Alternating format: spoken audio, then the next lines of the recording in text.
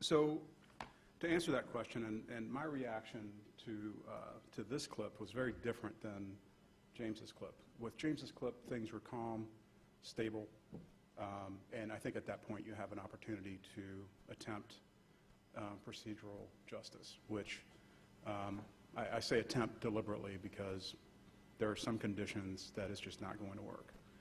And you have to recognize that and pull away and use it appropriately where it will work.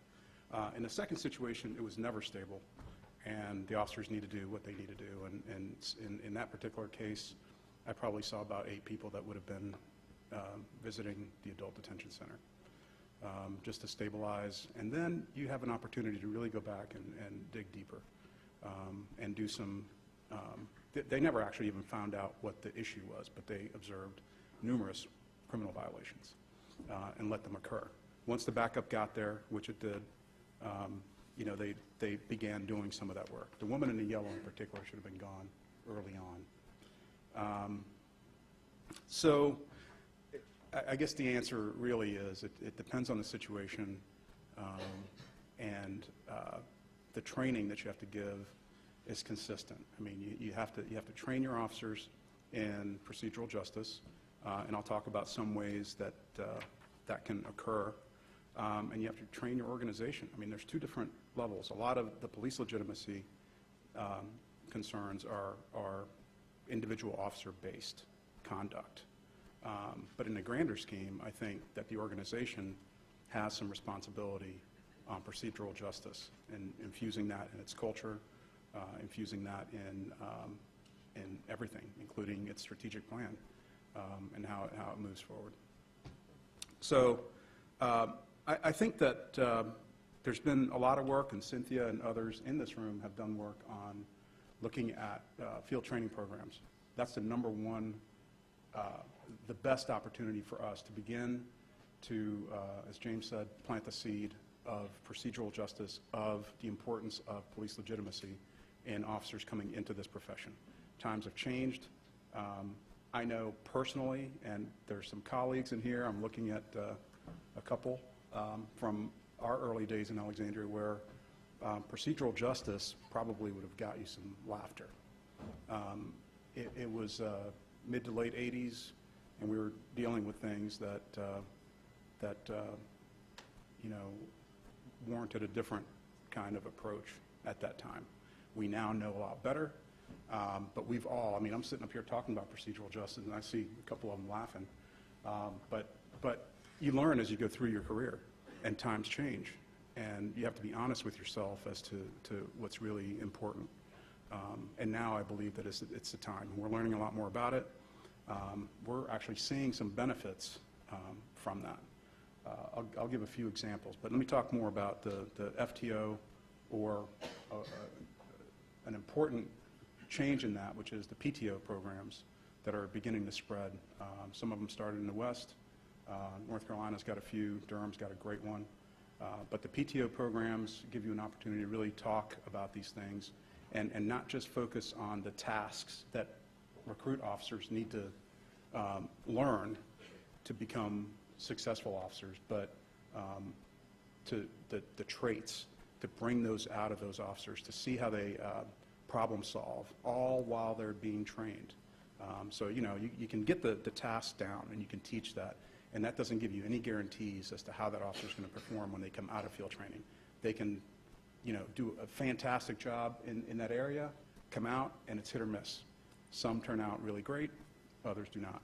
With the PTO program, you really get an insight as to how they are thinking and what they're thinking and how much energy and effort they put into the concepts that are important to the organization. Recruitment, talked about recruitment. People that are coming into your organization are as important as the policies, practices, and culture of the organization. You know, there was a time where, you know, if you're 6'1" and 200 pounds, you were going to just make it, and you were going to be a good police officer. That's all changed. And now we really are looking at brains. We're looking at capacity in terms of legitimacy, how they deal with the public. And again, within reason. A lot of these folks are 21 years old coming into the agencies, and you just have to look at how the probability of growth for them in that aspect. And if there's any, I know that there's probably a couple chiefs in here, you need to interview every single person coming into your agency. That's something that's important. They may get through your process, but there's going to be telltale signs in that last conversation when you sit down, and it is a conversation that you can pick up on whether they're going to be a good fit or not, that you cannot pick up on paper. For you recruiters out there, that is significant.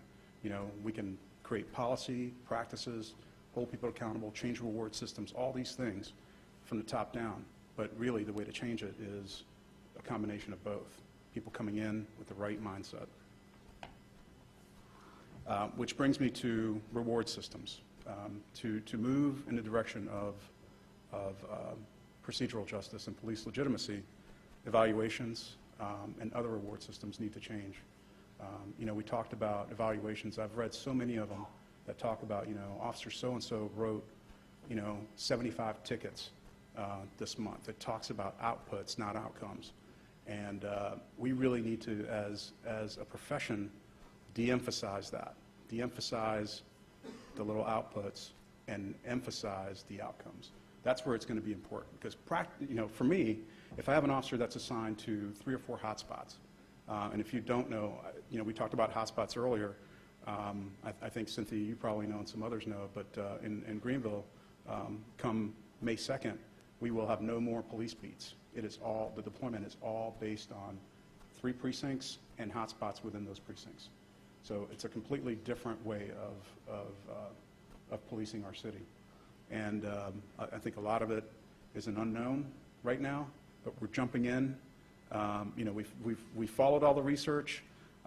Actually, that suggestion came from one of my sergeants who is in the room today that you know, had that vision. And it's a vision that we discussed years ago that was so far out there that it wasn't the time at that point. It is the time now, and at some point we'll report back to how that went. But so reward systems and evaluations need to change. Promotions, the promotional processes need to be adjusted, and they need to not just be a regurgitation of policy, but it needs to be practical. What have you done in tough situations, and in situations where you know, policies and practices don't necessarily cover it. But looking at things like procedural justice, looking at things as crime control, and looking at people that can actually visualize a system where you're not just looking at again, these little outputs. You're looking at and justifying an officer's performance based on what they've really done. Crime reductions, increase procedural justice, increase police legitimacy. All of those things are critically important. And I realize that a lot of that is driven by police chiefs and by commanders. But again, it's a message that we need to de-emphasize that and look at other things, qualitative versus quantitative.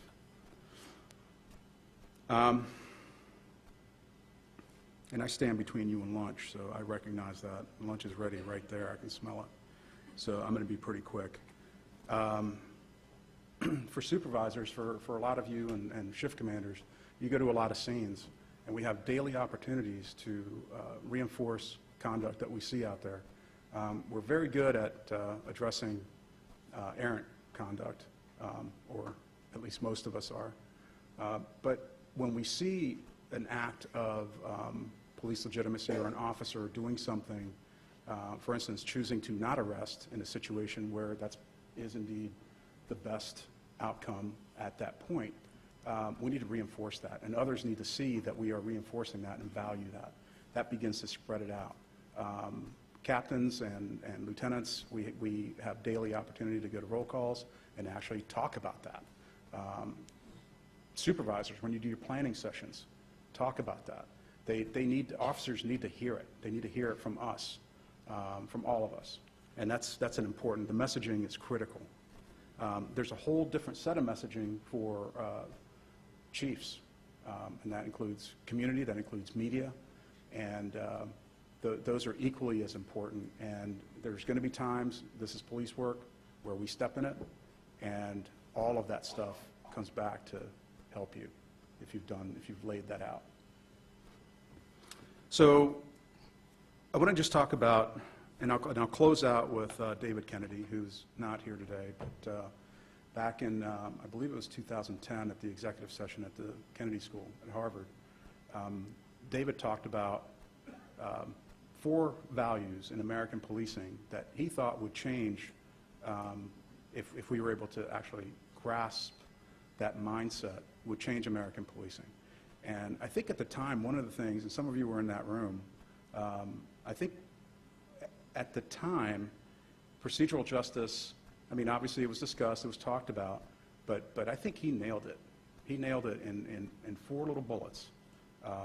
And it was a discussion with probably about 200 police chiefs, mayors, city managers, a lot of people that influence a lot of policy.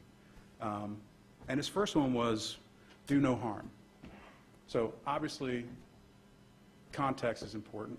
Do no harm. We're going to use force. We're going to do things that inflict pain and compliance. But that's not what he's talking about. He's talking about do no harm to our profession, to our cities, to our departments. Do no harm. The second one was police in a way that strengthens community. So whatever that is, if you think about that notion, that can help guide your decision in situations. And it'll guide them differently. In that second situation we saw with the shoes and the bricks and the disorderlies, strengthening that community is a whole lot different than strengthening community in that first one that we saw. So again, in context. Police in a manner which strengthens police legitimacy, speaks for itself. Always have that in the back of your mind. And the last one I think is really important as a default. And that is police in a way that uses the least amount of formal state authority.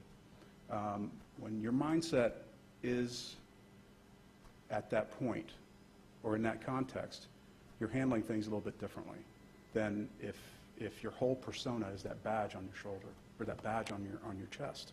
When you walk in and you're there to legitimately help whatever that situation is by utilizing the least amount of formal state authority, that message comes out a little bit differently than if you walk in there and it's, I'm the police and you're going to do what I'm going to tell you to do.